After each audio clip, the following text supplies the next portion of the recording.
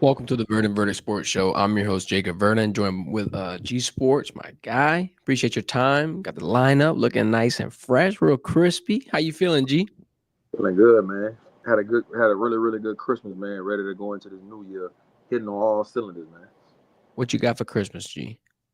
I didn't get anything.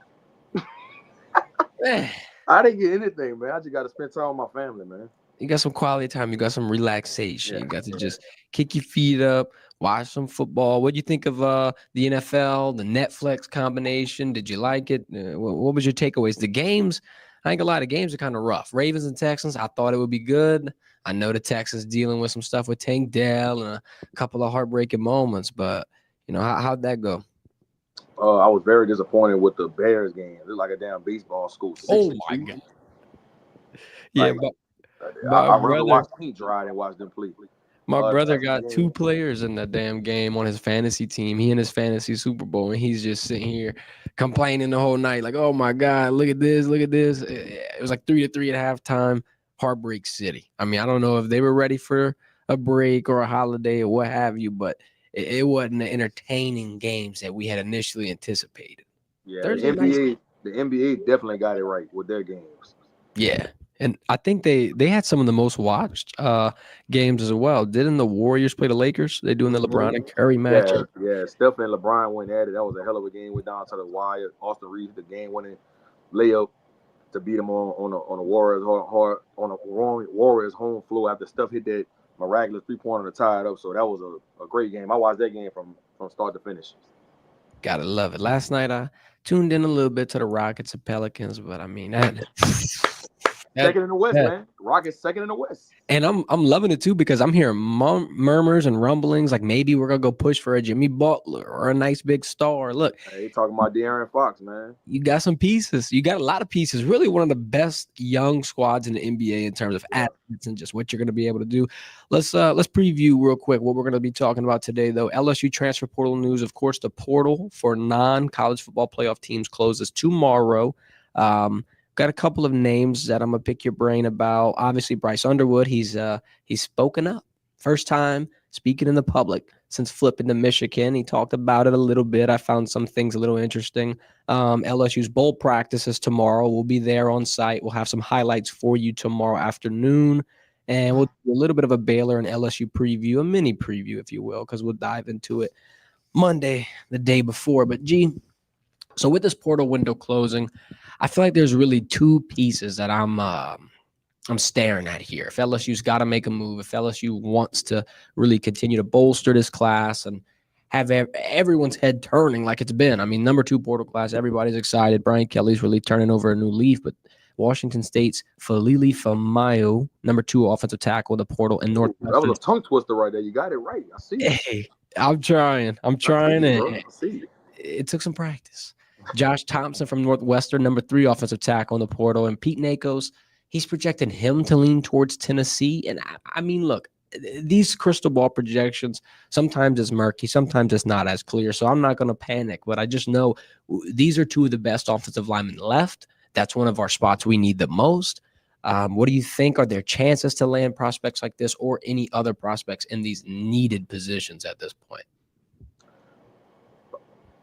I think it wouldn't hurt for them to add one more offensive lineman to this class. But if they don't, I don't think it's a big deal. They need to go ahead and get a safety Yeah. in this portal. All right. Like we talked about in the last episode, they're probably waiting for some of these teams to lose that's still left to play in the 12-team playoff. And I think they're gonna have to go get one or two safeties to be able to shore this class up to feel good about going into spring ball and to next season. I think they're good at running back. I think they're good in the receiving room. I think they're good at D line. They got the edge rushers and they got a good a D tackle that I feel like has a chance to be good with that size and the kid from Texas. So I think they fine. Cornerback just need to go get one or two safeties, man. I think this class will be really exciting to see how they gonna all pan out on next season. Yeah, and talking about some of the offensive linemen, I know Carius Kern is an early enrollee, so you might be able to push him a little bit further than you expected. So they do have some good pieces. At safety position, though, yeah, it's a desperate dire need. You see them trying to address it with a Toviano switch. There's a couple of names that I've got that I'm wondering if we're going to be able to see on the field, like an Austin Osbury or a Joel Rogers, if any of those players are going to be able to see some type of playing time, and if they turn enough heads to make some people a little more confident in that room. Do you think that they might have some names on this depth chart as of right now that you could potentially lean toward next season? The Toviano making a switch to safety, I thought that was a great idea by Brian Kelly and his staff. Like I alluded to last episode, he played safety in high school and he played corner, so this is not going to be unfamiliar with him. Can't wait to see how he looks in his bowl game against Baylor and just see, like, okay, he does have what it takes to be a starting safety in the SEC. So I know they got Joel Rogers on the roster. I haven't really heard too much about him doing bowl prep. I know he's been getting a lot of reps, but the lack of experience is probably gonna show up if he does get some time against Baylor. So we're gonna see what he's made of. But I think Toviano is the key to that safety room. I mean, if Toviano shows some flashes in his bowl game that he can be a projected starter, now you're not pressed to go get two safeties. You might be able to go get one and feel good about yourself going into next season. So I think this is a big game for Toviano. Yeah, I agree. I feel like, he was kind of lost a little bit in the shuffle this season. A lot of people expected a lot of, big things from him, a big role, if you will. And I feel like, if he takes the step and is able to grow, he could potentially be one of the best pieces on the defense. I mean, like, I know it seems as if it might be a long shot. Like I said, I mean, what, 5, 6, maybe even 7 months ago, people were talking about him starting this year. And I mean, some things had to change, but going I forward, want to say he started against USC, did he? I'm not sure. Let me go ahead I and think check. it was him and Ashton Stamps. I know that USC game was so confusing because we came in with a little rotation. They were rotating. They had Yeah, so many Zai different pieces. Alexander didn't play in that game. No, he wasn't healthy So I yet. want Yeah. to say Toviano and Ashton Stamps were the two corners in that game. And then I think they rotated PJ Woodland in. But I want to say Toviano started against USC. Let's see. Got the depth chart pulled up right here. LSU's defense, safety. They had Gilbert and Allen come out. And then, Toviano was actually listed as backup star. But I think he did get slid in, though, because they threw in a lot of pieces. Sage Ryan was back at corner at that point in the year. They were moving all around, those type of pieces. I want to ask you another question because, I mean, this could be a completely different situation, completely different transition. But Sage Ryan going from safety to corner, opposite flip. Toviano going from corner to safety. We saw Sage at times kind of struggle, and it's tough. I mean, position changing like that. I mean, people think DBs are all alike. I don't really think you line up a lot, further when you're a safety. Sometimes you have to play different roles. Sometimes you might have to come down closer. I feel like it's a completely different role. Do you think there's any growing pains he might have to experience? I know you said he played in high school, but do you think at this level that experience is going to be able to have him kind of bridge that gap? Is he talented enough where there's going to be no hiccups? Will you see a similar type of situation where, maybe at first he's going to have to play a hybrid role? Maybe he's going to just be, in this situation temporarily. Or do you think it's permanent? This is Toviano's spot right here, and he's going to take over, ball out. I think ultimately he probably should be projected as a safety, especially when you start talking about the NFL. He has the size. I think he's instinctive. I just think that his attributes are more predicated to play the safety positions, in my opinion. And so it just takes some getting used to and understanding the system that Blake Baker is running. Because there's a difference between playing corner and playing safety. How he's going to use him? Is he going to roll him down as like a robber or like put him in that star?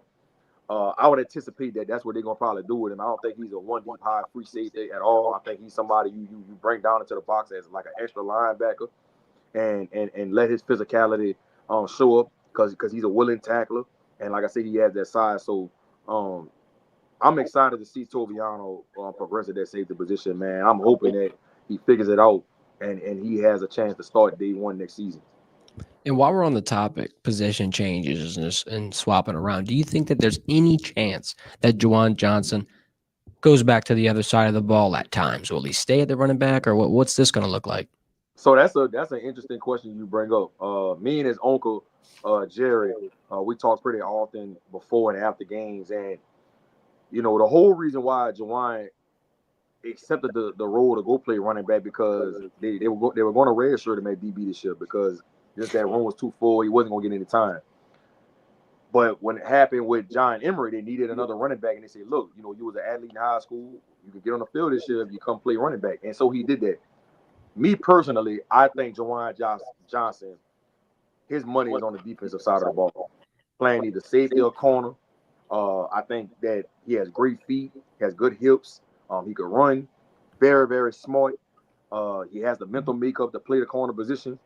I want to see Juwan Johnson play DB permanently, especially with that running back room and how it's getting full with JT Lindsey, uh, Harlem Berry. Harlem Berry. You got Caden Durham coming back. I don't know what's going to happen with Trey Holly, if he's going to be reinstated or what, but it's just a full stacked room, and I think he's too talented of a player not to be getting some kind of rotational time.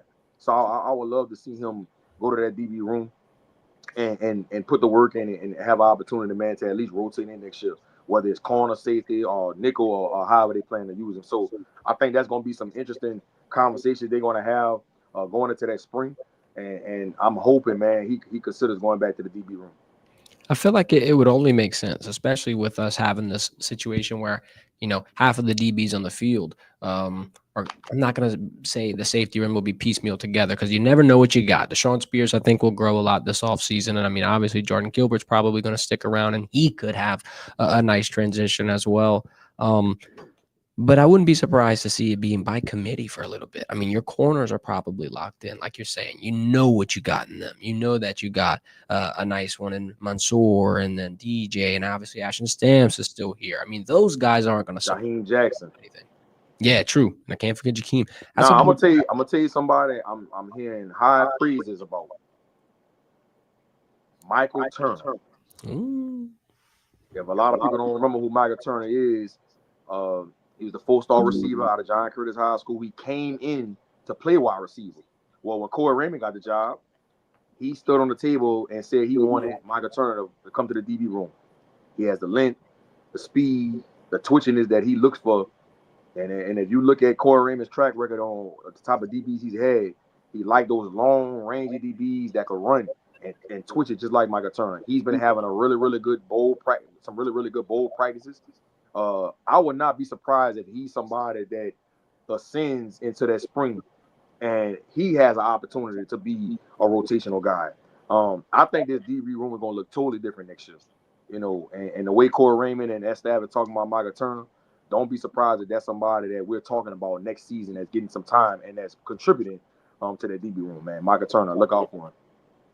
Big things coming. I feel like there's so many things that we could see this bowl game. You think he's going to get some good reps and he's going to get some I think Michael Turner's going to get some significant time in this bowl game, and I think he's going to show why they're so excited about it. So for this bowl game, real quick, I kind of want to just ask, who do you think is going to get in? I mean, I got some names written down. Obviously, in terms of our draft class, Greg Penn, Braden Swenson's Alexander, Josh Williams, they're all playing. They're doing their last dance, so that'll be big. My top, I wouldn't say 3. Let me give you my top 2 at least depth pieces that I really, really, really want to pay attention to. One, I know Caden Durham has obviously had a great year. I just don't think I really need to see much from him. I want to see a lot from Caleb Jackson, period. He hadn't entered the portal yet. There hasn't been a lot of decisions being made. I want to see what he's able to produce. Trudez Green. I mean, look, Mason Taylor's gone. Kamorian Pimpton's gone. I'm not saying the writing's on the wall, but it looks like LSU, that coach and staff and everybody in that building is pushing all the chips in on Trudez Green. They realize the talent they had. They obviously trust him. His freshman year, he's catching touchdown passes, getting thrown the ball in the red zone multiple times. Hell, they put him at slot wide receiver. It's another name that I got circled to see how he plays. And now, here's where I want to pick your brain. Obviously, your O-line rotational pieces, Tyree Adams, Paul Mubanga, Bo Bordelon, you're probably going to get to see them shined in. What about a Kylan Billiot? What about a Colin Hurley? People like that. I mean, I'm sure there's a lot of interesting things I can talk about. LSU's a damn underdog, according to Vegas. They're not even favored to win this game. Does Garrett Nussmeier get off the field at all? Do they get out of their wide receiver main rotation? Like, what's that going to look like on the offensive side? Because I'm taking for granted this might be a 2-possession win, but Las Vegas is saying otherwise. Las Vegas is saying, LSU fans, get ready. It's going to be grimy. Don't forget about Weston Davis, on the O line too. Highly touted O lineman coming out of high school, and they've been raving about him and his potential. And so I would hope to see him get some time in his bowl game too, because I think he has an opportunity to be really, really good down the line. Offensively, man, you know, Colin Billiard is somebody that will play in his bowl game. He's going to get opportunities. How much he's going to play, that remains to be seen. But I know he's been having some really, really good bowl practices. You know, I talked to a lot of guys on the staff often about Colin, and they said what he has came when he got to on campus in July, well, mid-June to now, total 360, total 360. You know, he still has some things he need to work on. You know, the little small nuances and technical things they want him to work on, as far as like releases and you know, stuff at the top of the route and stuff like that, and just understanding the signals and being able to play fast. But far as his traits and his measurables, they are excited about Colin Billiard. And I know a lot of people are saying to themselves, you know, where they bring all these receivers in from the portal. I think Colin Billiard still will have a chance to be a guy that rotates in next year and catch about 20 to 25 balls, right? And if that happens, you know, that'll be a really, really good season for him, especially somebody that's going to be a redshirt freshman. Because remember, even though he's playing in his bowl game, that doesn't take away his redshirt year. So he's still going to have 4 years in college. So I think that's big for somebody like Colin Billiard. So I'm assuming that, you know, he's going to play about 20 to 25 snaps in this bowl game. Hopefully he gets some targets and be able to showcase, you know, why they so excited and talking about his development and his projection and what do you think he could be for LSU in the future, man. Because I think Colin could be one of the next best ones to come out of that stable. I agree. And one of the main type of wide receivers you needed LSU at least to bring in was a vertical threat, someone you can go down the field, toss it up one on one, and trust that they're going to come down with it 9 times out of 10, or damn near 10 times out of 10. And Kylan Billiard shown that ability. And like you're talking about, you just tweak a couple of things, you got 4 more years potentially left with them. And then, you know, to build off of that point with the bowl game eligibility, first off, so glad that happened, because the last time LSU's in the Texas Bowl, we're just up shit creek without a They paddle. had John Trey Kirkland playing quarterback. We got a wide receiver slinging rock, bro. And I mean, Man, I he know he he had, played it in high school, but man, that was some bad football that day. yeah. The only good takeaway I had was that Keyshawn Boutte touchdown over the top. That was it. Other than that, I mean, Kansas State really put the whooping on them, and I hope that we don't have to see something like that. You made something pop in my head though, talking about, you know, red shirt and being saved, eligibility, all this stuff. Wes Weeks should be out there, and we should be able to get a good look at him as well. I mean, I know, Yeah. not saying you know what you're going to get out of him, but it's just like him coming back and playing in this game will probably alleviate a lot of the nerves, at least on that position. You're losing Greg Penn, and I think Greg Penn could be one of the most underrated LSU defensive stars in the last few years. Nobody really gives him enough credit for how many tackles he's getting, how much of a veteran presence he is on the field. I mean, there's times where, quite frankly, some people might need some help, and Greg Penn is there to alleviate that. I mean, when you have the headset, when you have the intuition, the brain, the IQ, whatever you want to call it, I think all boats rise. You make everybody better around you. And I'm not saying Greg Penn leaving is going to be instant detriment. I'm just saying it could be noticeable. And if Wes Weeks can slide right in and be another one of those veteran minds who's been in the system, been learning, walked around the block a little bit, that transitional period will be a little easier. But So you bring on Wes Weeks, and the talk in the building right now is they're projecting Wick to be at one of the either the Will or the Sam, and Perk to be at either the Will or the Sam, and Wes Weeks be the Mike linebacker next year. I like that. I'm hearing they want to go with a 3 linebacker look next year versus what they did this year. They went with a 2 linebacker look. So I want to see how Wes is going to look in his Baylor game. I want to see, is he playing fast? Is he physical? Can he run? You know, I don't really know too much about Wes coming out of high school. I didn't really follow him coming out of high school. I just remember when they signed him, and he didn't get any time this past season, so I didn't really get to see how good he was in that practice. I really didn't watch him too much. So I'm very curious to see how Wes is going to look in this game, because that's going to be a telltale sign of how this linebacker room going to look next year with him leading it at the mic. So, Yep. you know, first thing I'm looking for is physicality. The second thing I'm looking for, can he run? Does he have that athleticism to be able to move? You know, because you got to be able to run in that SEC. So I'm curious to see how he's going to look. Don't forget about somebody like Jelani Watkins, too, at receiver. 10-2, 10-3 guy. He's gonna be somebody that's gonna get a lot of time in this bowl game too. So be on the lookout for him to see if they're gonna, stretch the field and try to get him some big play opportunities. I agree. Got Jay Woods in the chat asking, how's DJ Pickett looking at practice? I don't have much info. I'm excited that he's out there. I'm excited that he's getting them teeth cut. You always preach about early enrollees being that much ahead of the curve. It doesn't seem like it's much, but that 1% incremental increase, as long as you're getting better and everybody else isn't, you are gaining leaps and bounds. They raving about him. Uh, they got people already kind of starting to make the Derek Stingley and DJ Pickett comparisons. So he has all the makeup, bro. Like, when you watch him, you just see it. He just got some things that you just can't coach. He got that it. You could tell he's highly intelligent. He has a high football IQ. I would not be surprised if he's in the running to start at one of those corner spots next year. I really wouldn't be surprised. It's going to be interesting to see how this going to play out with Jaheim Jackson, DJ Pickett, Ashton Stamps, the kid from Virginia Tech. It's going to be a healthy competition battle between those four guys. And guess what?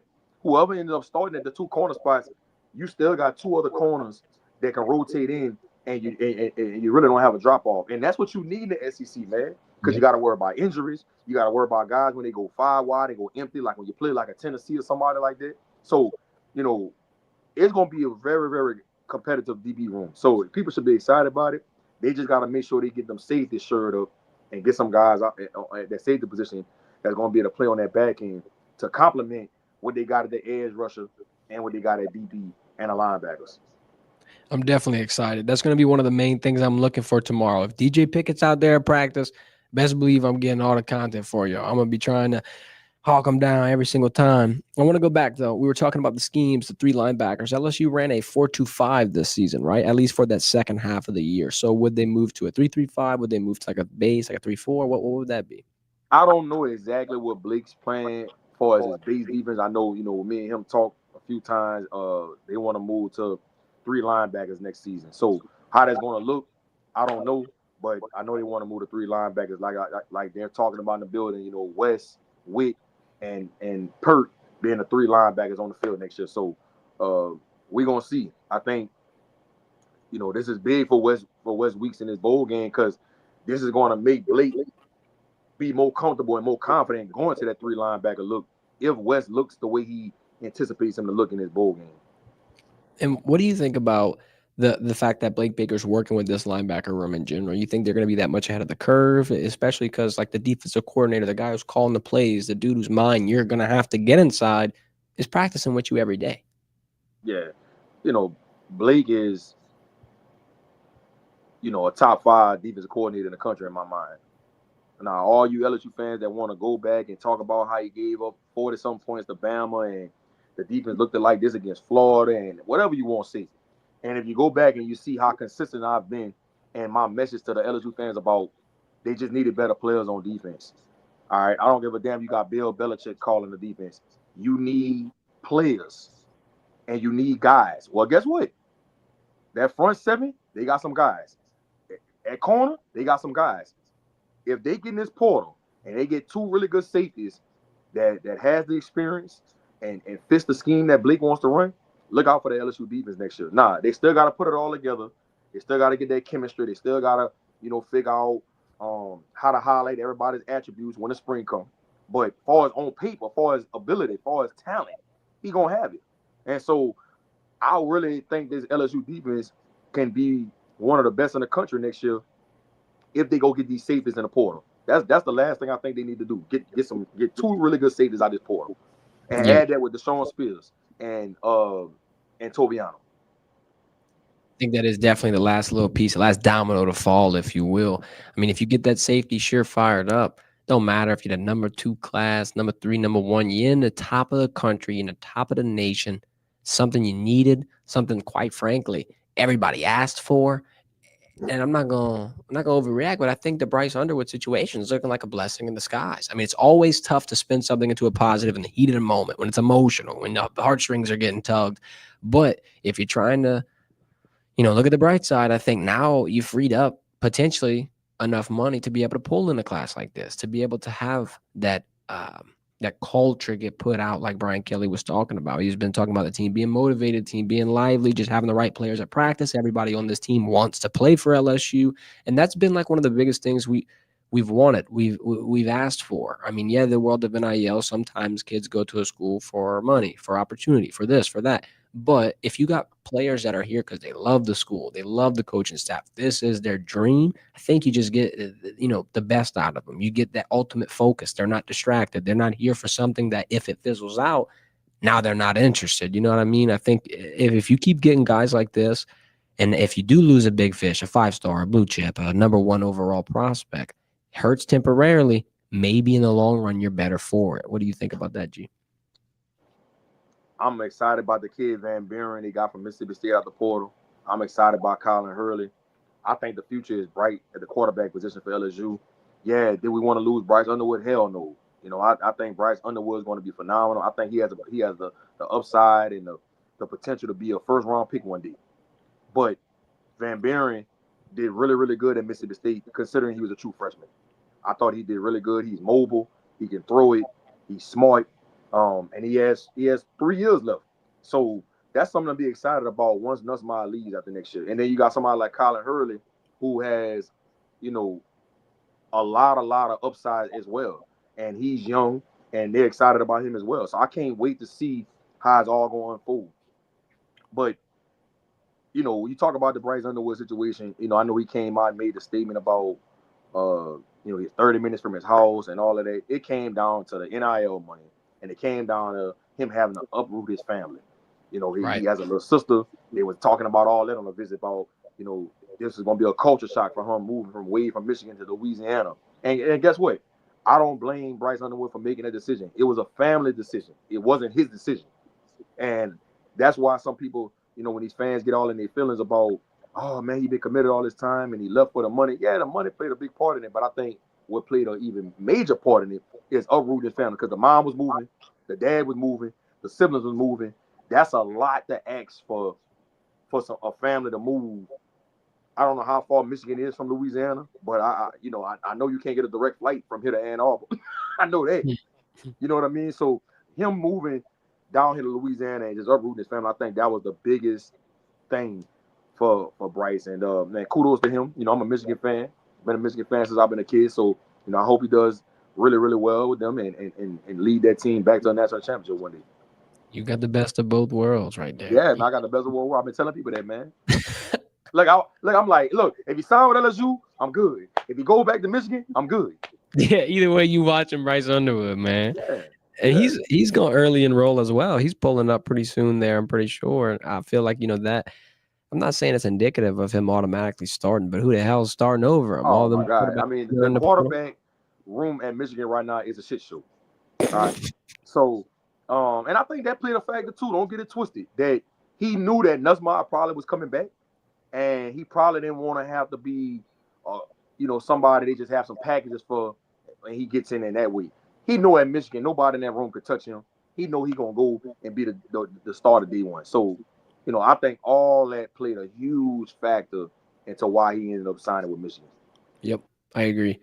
It's always interesting to watch these recruiting situations unfold and unravel. I feel like it's all you just never know until it's over. You never know until the damn pen hits the paper. The situation has taught me that. DeCorian Moore kind of taught me that. You can add Jakeem Stewart to the list. There was a couple Phil hard. Knight, man. Just do it, huh? Just Phil do Knight, it. bro. Phil Knight say, DeCorian, hey, look, come holler at me. DeCorian, you see these Come jerseys over holler at me. here? Come You see holler. I'm these gonna take care jerseys? of you. I'm gonna make you a Nike undeniable athlete. Man, gonna get a player exclusive in the freshman year. You can't compete with you can't compare Phil Knight. Say, man, this Phil Knight, man. Come on, now. I trust the mindset. I wonder how heavy of a player Oregon's going to continue to be too. I mean, look, you can't rule Michigan out either. Damn Larry Ellis from Oracle over here dropping bags, but Nike.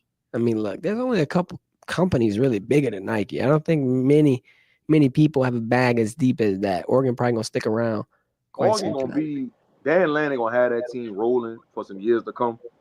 The thing with Oregon is way in Eugene. and everybody know the best players come from the South. No Right. disrespect to California on that West Coast, they got some good players that play out there. But if you want to win a national championship year in and year out, you got to get players from the South, and you're not gonna have a whole lot of players that's gonna come from the South and go all the way to Eugene, Oregon. It just ain't gonna happen. They got lucky with Tacorin Moe, right? It worked out. That was a good fit for him. But you're not gonna get multiple kids year in and year out that's gonna come from the South to go all the way to Eugene, no matter what Bill Knight talking about. He's not gonna do what he did with Tacorin Moe for everybody from the South. He's just not. And that weather different. They got a lot of different elements in that. That flight coming back home gonna be a pain in the ass. The holiday is gonna be a lot different. That's a whole different type of life. People forget that, man. Like, it's a good football team, but you still got to live there. You still got to have a house. You still got to have a personal life, off the field, social life. Things, you got to balance it. I mean, look, I'd rather have my player the most comfortable in my scheme because he's probably going to play better. He's probably going to enjoy it more. That's probably going to lead to him, hitting his potential and actually getting the work done. Because, I mean, the more distractions you have off the field, the harder it gets.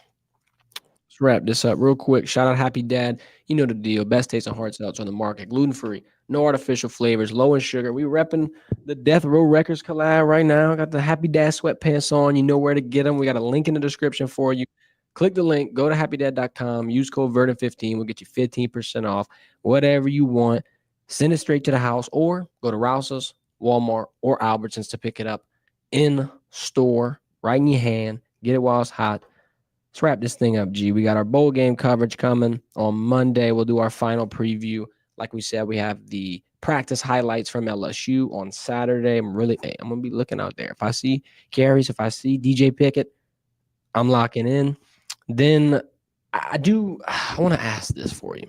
I'm glad that I wrote this note down. Let me pull up this screenshot here. We're going to switch to NFL real quick. I want to show you something that I saw. Zach Stevens made this tweet. And I'm just sitting here like, damn, it might be one of the more destiny-filled moments for Sean Payton and the Denver Broncos. All right, so listen to me closely. Last time the Broncos clinched a playoff spot was 2015, right? It was December 28th. They were coming off a 34-27 loss to the Bengals, and it was the second to last week of the season. Gee, the Broncos have an opportunity to clinch a playoff spot the same damn way. It's going to be on December 28th. The last game they played was a loss to the Bengals. That was 34-27, and it's the second to last week of the year. Sean Payton's doing voodoo magic. Sean Payton's over here with a damn Marie Laveau special. I don't know what he's got going on. How are the Denver Broncos getting this done? I feel like they were a nice team. I'm not going to say average, but good Lord, what would be the case if Sean Payton was in New Orleans? That's all I got to say, because I feel like this team is talented, but it's also kind of a quick, instantaneous rebuild. They just kicked Russell Wilson out of town, and now they're in the playoffs, and you got the Saints, I'm pretty sure for the fourth year in a row, G, going under their projected win total. They said, 10 wins this year? Not getting close, not sniffing it. I think Sean Payton just does a great job of motivating and holding grown men accountable. And he's a guy that just understands how to attack defenses, and he's somebody that's gonna be that's the kind of guy he is. A lot of people give him a lot of flack for drafting Bo Nix in the first round, and it's worked out for him. Man, you see what he did with Drew Brees coming from the Chargers, and how that just revamped the Saints organization for 10 plus years. And I think, I'm not surprised what Sean Payton is doing in Denver. I'm really not, especially with a defense like that. You give Sean Payton a defense like that, he's going to be in every game, and he's going to have an opportunity to be in the playoffs every year. And so that's what you're seeing. And I think they're only going to get better. I think this year they probably, I can see them maybe winning the first round game, maybe getting to the second round. But see, the following years, Denver is going to be really, really good. And I think that's a team that could be in the market for a receiver in the draft. Would love to see Kyron Lacy get drafted by the Broncos. How tough would that be? That'd be a phenomenal spot. Sam Walton, Sean Payton. I mean, what more can you ask for? Mile High City? Come on. Do some skiing out there. You're going to be over there in the wintertime hitting the slopes, huh, G? Man, catch me in Aspen. At the ski lodge.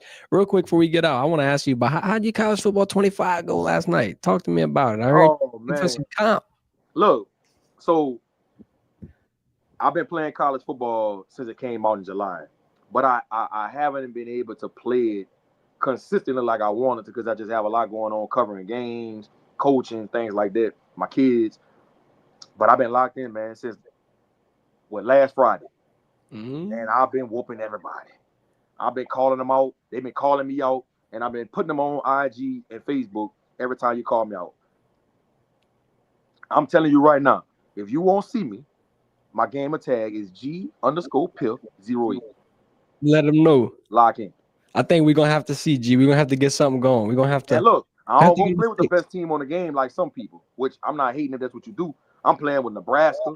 I'm Okay. playing with Syracuse. I'm playing with teams like that. Now, I can go play with the Ohio States and the Texas and the Alabamas of the world, but I can play with a lot of different teams on there. So just make sure you got your scheme ready if you want to lock in. All right. I want to drop some news. I'm checking the Twitter machine. We got some people in the comments letting us know what happened. Shout out Jay Woods, because without you, I mean, look, I don't know if I'd have been able to figure it out. Jay Woods been consistent, man, on these streams, man. Shout out to Jay Woods. Oh my God. Let me pop him up on the screen. I'm going to tell you exactly what he told me. LSU just brought in Josh Thompson, the offensive tackle that we were talking about from Northwestern. Number one offensive lineman available in the portal. Now they have 14 transfers and 2 of the top 5 offensive linemen. This is a big get. Josh is saying he's 6'5", 300 pounds. I'm excited. We were talking about you needed one more piece. We were talking about you got to keep bolstering it. You lost 4. And look, they really didn't need him, though. They really didn't need him, but this just adds to that room tremendously. They're going to be a really, really good offensive line next year. I'm hoping, even though, I thought the offensive line did a really good job in pass pro, and the run game wasn't so much. Now, I know the play calling and the scheme probably played a factor into that, but I'm thinking next year, these guys they bringing in should be able to make that run game more dominant than it was this year. That's what I'm hoping. That's what it's looking like. They're getting some guys that could really run block. Brad Davis is a mastermind, straight up. I mean, he's one of the best recruiters. He's one of the best developers. He's just one of the best coaches, simply put. I mean, that's LSU's really biggest piece they've been able to keep over the past few years. I feel like it just goes without saying. When you come in and you clear staff and you keep him, matter of fact, you might even clear staff one more time a couple years later and you still keep him. It's a credit to the work he's doing, to how everyone buys in around him. What do you think makes Brad so special? Is he just leading by example? He just has a way of connecting to the players, or what's making it work so well? One thing I think plays a factor into it. He's from Baton Rouge, so when you from a place and you're coaching at a university like LSU, who has so much rich history, right? Mm-hmm. When you're recruiting and you're trying to sell the program and sell Baton Rouge, it's not hard for you to do because you really feel like that. You're from this place. You believe everything that you're saying. It's not like he's somewhere where he's only been there 2 or 3 years and he's not from that. He knows everything about Louisiana and Baton Rouge. So with everything he's telling those recruits, I know he's coming off as genuine and very, very,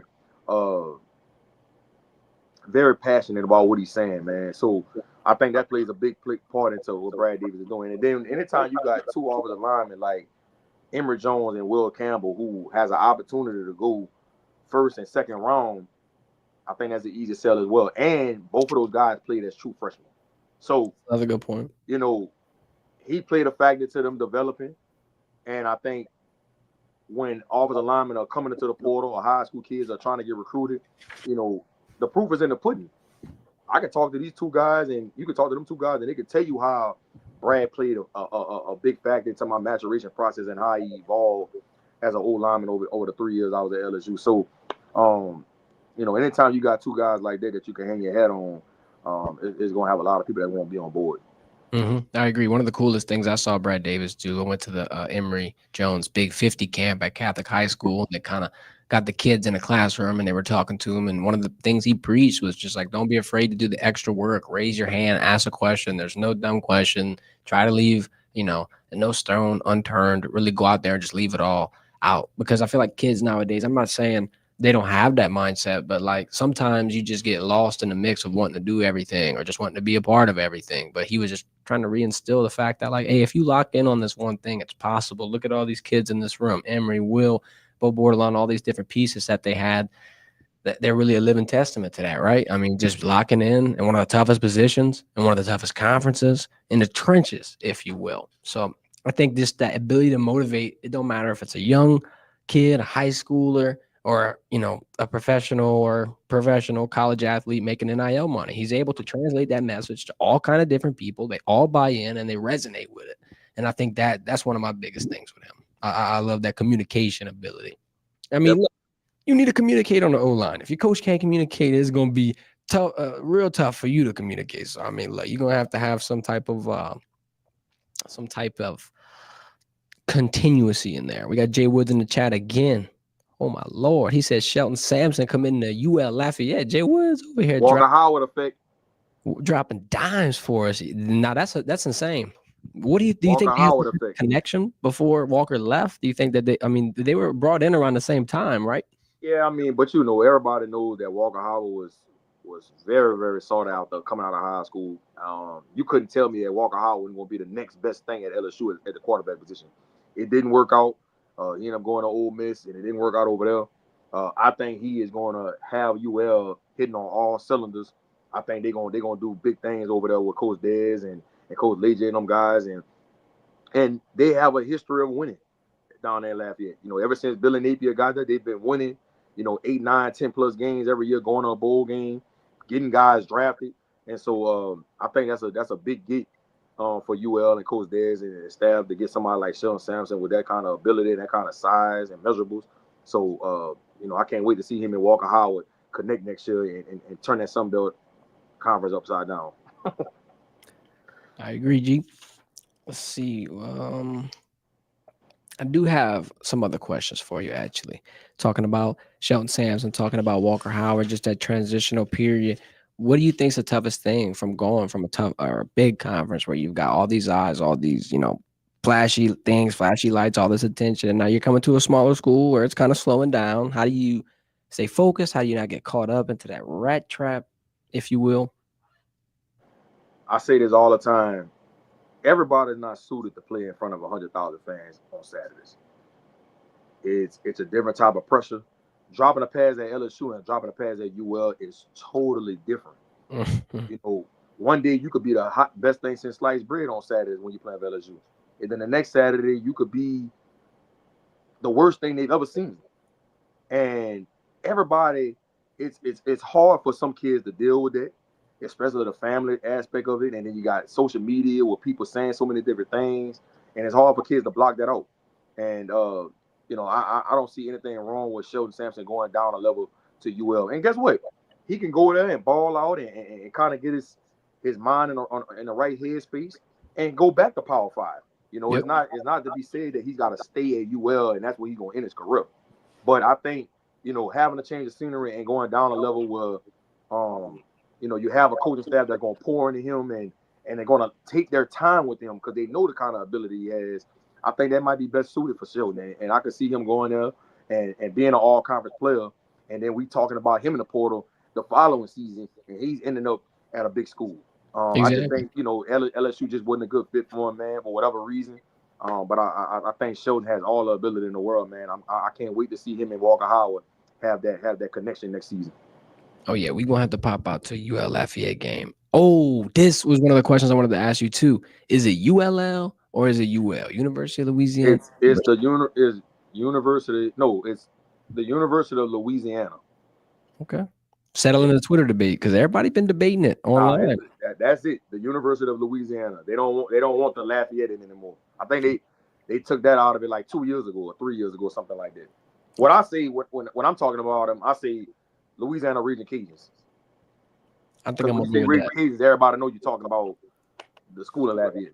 Stay middle ground. We're not taking no sides yet on this Twitter tug of war. Yeah, and I'm gonna tell you something, man. I said this when Kyron Lacy signed with UL. They run that program like a Power 5 program. If I know people think about them and they say, "Oh, they're in a Sun Belt, they're in Lafayette, Louisiana." Look, when you go to the campus, beautiful campus, great city, and their facilities is better than some Power 5 schools I've been to. When you talk about the hot tubs, you talk about the weight room, you talk about the nutrition, you talk about the team meeting rooms, the resources they have. Like, they run it like a Power 5 program, and they have Power 5 resources. So I think Sheldon seen that when he went on a visit there, because I'm sure he never visited there when he was in high school because he was so hot and touted.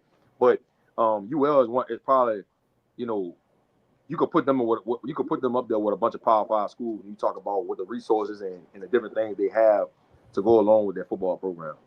Do you think they're going to catch up to Tulane? Because like right now, I feel it's They'll LSU, surpass Tulane. Tulane, ULL. You As think they're far as good? like what the resources and facilities, And just like the overall picture. yeah, they're not even Tulane not even the same stratosphere as UL. Now, Okay. when you talk about I said UL again, Louisiana Region Cajuns. Now, when you talk about just far as like talent on the field and coaching, oh yeah, Summerall and those guys at Tulane do a great job, and they have a lot of talent on that roster. But if Tulane had the resources and the facilities that Louisiana Raging Cajuns had, whoo, that'd be something to behold. And then they might start making LSU sweat.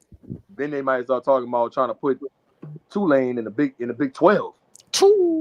Didn't they get an offer before the Pac-12 got dismembered? Didn't they get an offer for that? Yeah, I think UL they had some rumblings about UL getting into the Big 12 too as well at one time. But I don't know what happened with that. I think the Sun Belt might have dished out some more money to the Raging Cajuns to keep them to stay put in that conference. Because if you lose the Raging Cajuns out of that Sun Belt conference, that'll be detrimental, and they know the conference could lose a lot of money because of it.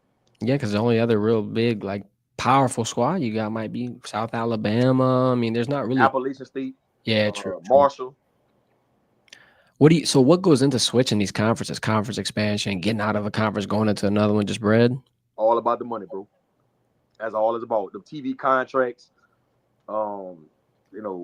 different deals they be doing, radio deals, and there's a lot of different things that go on money-wise that plays a factor to when they switching conferences like that. Bro, Jay Woods, I'm about to just say, Jay Woods is the best damn commenter we've ever had on this stream. He just dropped another nugget. Perk 40 officially announced on the IGs coming back to LSU. I'm surprised. But look, Phil, why you making me wait? Why we have to take this long? You got a nice I told you, video. man, Perk was being dramatic, man. He think he Beyonce, trying to drop that news in the middle of the night. You know what I mean? Get everybody on the edge of their seat.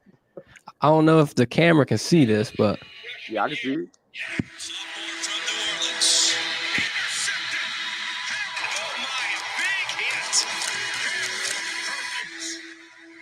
Good decision, man. Great decision. Number 7 back on campus. I feel like now you really, like you were saying, get that safety. Barbecue chicken. LSU might be back on top. Overreaction time. I'm feeling it. Jalen Milroe is leaving from Bama. Carson Beck is leaving from Georgia. I think it could be Tennessee. I think Tennessee and LSU coming into next year. And Georgia's still going to be a really good team, but I think Tennessee and LSU probably be the two best teams as far as what they got coming back next year. And that return of production is everything. It's everything. I'm excited. Let's go through the comments real quick before we hop off here. Let's see. We got Dream Chaser CJ talking about he could see freshman corner Aiden Anding competing at a nickel spot, getting in there, getting some reps. And that DB room will be loaded, guys. I know. Talent. Just straight talent. Straight dogs. And then he's talking about just Perkins getting more pass rush opportunities with that 3 linebacker split, just having more people in there. Alex Lightgiver asking, is Arlen Berry as good as advertised? Obviously, you're going to have to see it translate. But with what Frank Wilson has been able to do with younger running back, let's talk Caleb Jackson's first year. Let's talk Caden Durham's first year. I'm confident. I'm feeling like Arlen Berry is going to be one of those type of talents where you're going to be able to watch him progressively transition into and everything back. G, how do you feel? I think Arlen Berry he's one of those players that you got to be real strategic on how you use him.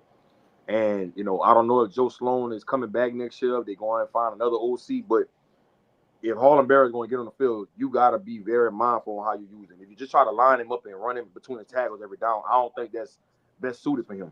Do some different things. Get him on the perimeter, inside zone, outside zone, motion him to the slot, bubbles, things like that where he can get in space. And I think then you'll be able to see how good Arlen Berry is.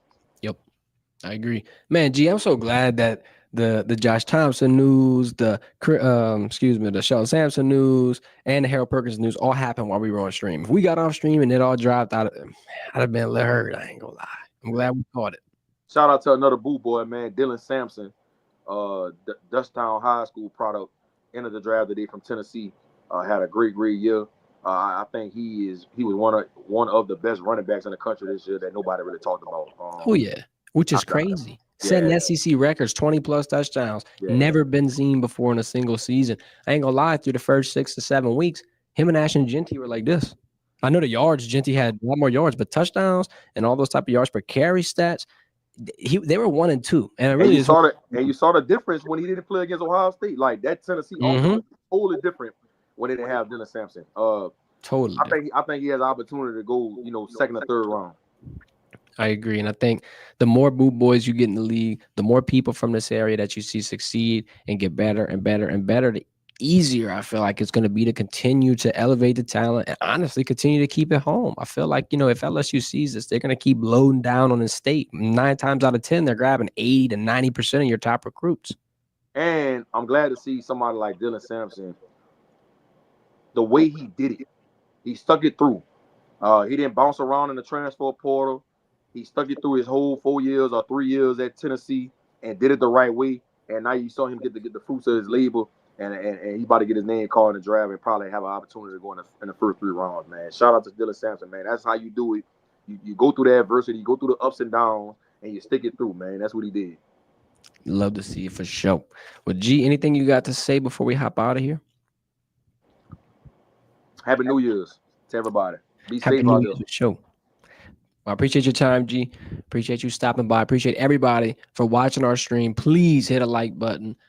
Leave a little comment before you get out. That's the best way to support us. Also, go on Twitter or X, whatever you want to call it. Follow G at G_sports for all the Nostradamus tweets. He got a little crystal ball in front of him. Every now and then he gonna peek in it and throw you a little dime. So go follow him on socials so you don't miss out on any of these news. Hey, I ain't gonna lie, Harold Perkins, I already knew. How I knew, G?